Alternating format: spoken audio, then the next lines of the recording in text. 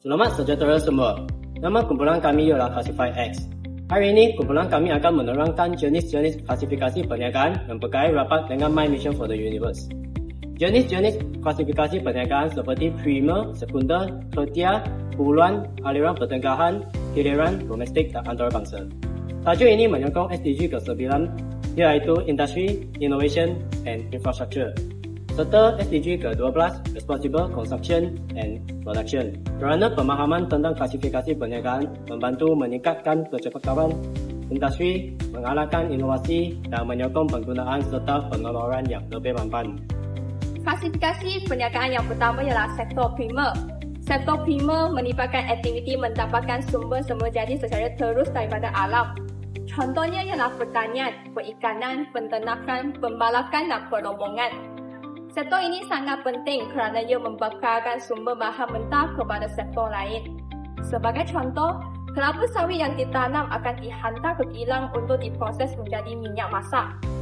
Tanpa sektor primer, sektor perbuatan tidak mempunyai bahan mentah untuk menghasilkan produk lain. Seterusnya ialah sektor sekunder. Sektor ini melibatkan aktiviti memproses bahan mentah menjadi barang siap atau barang separuh siap. Contohnya ialah kilang memproses minyak masak, kilang menghasilkan kereta seperti proton. Sektor ini meningkatkan nilai sesuatu bahan mentah. Sebagai contoh, kayu bara diproses menjadi perabot yang mempunyai nilai jualan yang lebih tinggi. Yang ketiga ialah sektor tertiar. Sektor tertiar menyediakan perkhidmatan kepada pengguna dan perniagaan. Contohnya, masuklah pembankan, pendidikan, pengangkutan, hospital, pelancongan dan insurans. Walaupun sektor ini tidak menghasilkan barang fizikal, tetapi ia sangat penting kerana membantu melancarkan aktiviti ekonomi dan memenuhi keperluan masyarakat. Yang keempat ialah aktiviti huluan. Aktiviti huluan merujuk kepada peringkat awal dalam rantaian pengeluaran. Aktiviti ini biasanya melibatkan pencarian atau pengeluaran bahan mentah. Sebagai contoh, dalam industri petroleum, kerja mencari dan mengeluarkan minyak mentah dari dasar laut merupakan aktiviti huluan. Yang kelima ialah aktiviti aliran pertengahan. Aktiviti ini melibatkan penyimpanan, pengangkutan dan pemprosesan awal bahan mentah sebelum menjadi produk siap. Sebagai contoh, minyak mentah dihantar melalui saluran pipe ke kilang penapisan untuk diproses. Peringkat ini memastikan bahan mentah dapat dipindahkan dengan selamat dan cekap kepada penilang. Yang keenam ialah aktiviti hiliran. Aktiviti hiliran ini ialah peringkat terakhir dalam proses pengeluaran. Pada peringkat ini, bahan mentah yang telah diproses akan dijadikan produk akhir dan dijual kepada pengguna. Sebagai contoh, minyak sawit diproses menjadi minyak masak, sabun, domestik dan biodiesel sebelum dipasarkan. Aktiviti hiliran memberikan nilai tambah yang tinggi kepada sesuatu produk. Yang ketujuh ialah perniagaan domestik. Perniagaan domestik ialah aktiviti jualan beli yang berlaku dalam sesebuah negara sahaja. Sebagai contoh, syarikat menjualkan produk kepada pengguna di Malaysia. Kelebihan perniagaan domestik ialah lebih mudah dikenali kerana menggunakan mata wang tempatan, undang-undang dan budaya yang sama. Yang terakhir adalah perniagaan antarabangsa. Perniagaan antarabangsa ini melibatkan urus niaga antara dua atau lebih negara melalui ekspor dan import. Contohnya, Malaysia mengekspor minyak sawit ke China dan mengimport mesin dari Jepun. Perniagaan antarabangsa membantu syarikat meluaskan pasaran, meningkatkan keuntungan dan mengukuhkan ekonomi negara. Namun begitu, syarikat juga perlu menghadapi cabaran seperti kadar pertukaran mata wang, syukur import dan peraturan setiap negara.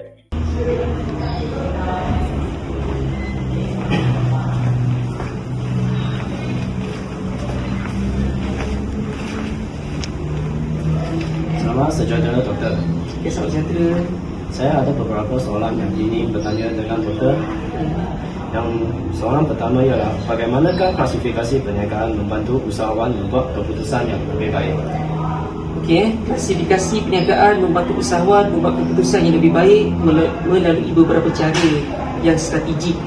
Okey, yang pertama tentang pengurusan keuangan dan cukai bagi sesuatu perniagaan.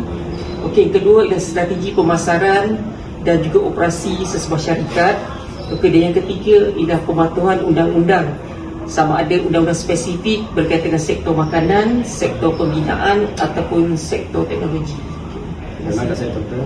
Talking about durian, actually in August, the first shipment of 15 tons of fresh durian arrived in China, and that is the first time large-scale fresh durian entered the Chinese market. And luckily enough, I was among one of the customers, and I've got to say, yes, the fresh durian tastes even better than the frozen. How do you think that reflects the broader sense or the broader economic relations between our two countries? You see the openness, the willingness to adjust and accommodate our request. Because initially, of course, it's only frozen durian. And frozen durian is, of course, exquisite and delicious. But you taste the fresh durian is going to be the super exquisite. And, I agree. That's why I think in diplomatic relations, bilateral relations, the issue of trust and respect is important. I feel comfortable to make the request. I mean, after, of course, our foreign ministry officials and trade and investment ministries have done their work. So we were successful, and I think there's a huge potential, unbelievable the interest and on durian by Chinese, and I think great future, because already I think we crossed almost to 1 billion. Wow. It is huge potential. That's probably a small part, because 1 or 2 provinces in China. When you imagine we can get to 10 provinces, then it is going to be, Enormous. enormous. Right. Just durian, of course, but I think we shouldn't end at durian. Sebagai kesimpulan, setiap jenis klasifikasi perniagaan mempunyai peranan yang berbeza tetapi saling melengkapi. Dengan memahami klasifikasi perniagaan, kita dapat membuat keputusan yang lebih tepat, meningkatkan kecekapan industri serta mengalahkan penggunaan sumber secara lebih lestari. Tajuk ini bukan sahaja membantu kita memahami dunia perniagaan, malah turut menyokong pencapaian SDG ke-9 dan SDG ke-12. Sekian, terima kasih. Bye!